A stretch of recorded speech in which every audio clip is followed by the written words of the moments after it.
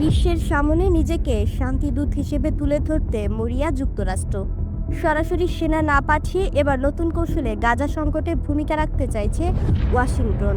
এই লক্ষ্যেই কাতারের দোহায় অনুষ্ঠিত হলো এক গোপন বৈঠক, যা ইতিমধ্যেই আন্তর্জাতিক রাজনীতিতে আলোড়ন তুলেছে। মার্কিন সেন্ট্রাল কমান্ডের আয়োজনে দোহায় হওয়া এই বৈঠকে অংশ নেয় প্রায় ৪৫টি দেশ। এতে ছিল আরব মুসলিম বিশ্বের কয়েকটি দেশ এবং কিছু পশ্চিমা রাষ্ট্র।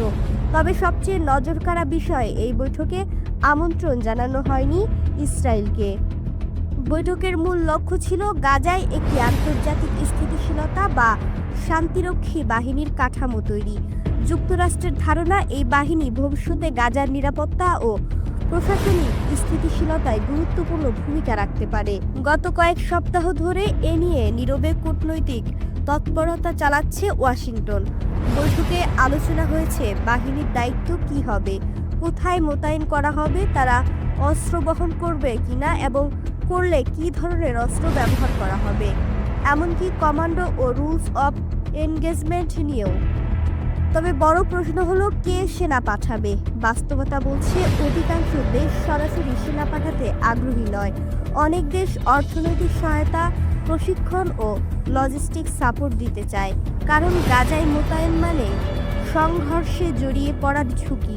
এই বৈঠকে তুরস্ককে আমন্ত্রণ না জানানো ইসরায়েলের জন্য স্বস্তির খবর। জানা গেছে, ইসরায়েলের আপত্তির কারণে তুরস্ক বাদ পড়েছে। যদিও ভবিষ্যতে তুরস্ক যুক্ত হতে পারে, এই সম্ভাবনাও পুরোপুরি নাকচ করা হয়নি। তুরস্ক আগেই জানিয়েছে তারা গাজায় সেনা পাঠাতে প্রস্তুত, কিন্তু ইসরায়েল স্পষ্ট করেছে তুর্কি সেনা তারা মেনে নেবে না। সম্ভাব্য অংশগ্রহণকারী দেশগুলোর মধ্যে ইন্দোনেশিয়া সেনা পাঠাতে আগ্রহ দেখিয়েছে। ইতালি হতে পারে ইউরোপের একমাত্র দেশ যারা সরাসরি সেনা পাঠাতে পারে। মার্কিন কর্মকর্তারা জানিয়েছেন, আগামী জানুয়ারি থেকেই প্রস্তুতি শুরু হতে পারে এবং প্রথমে বাহিনী মোতায়েন হতে পারে রাফাহ এলাকায়। সব মিলিয়ে গাজায় আন্তর্জাতিক শান্তিরক্ষী বাহিনী গঠনের এই উদ্যোগ বড় কৌশলের ইঙ্গিত দিচ্ছে। তবে পরিকল্পনা আর বাস্তবতার মাঝে যে বড় ব্যবধান, সেটাই এখন সবচেয়ে বড় প্রশ্ন।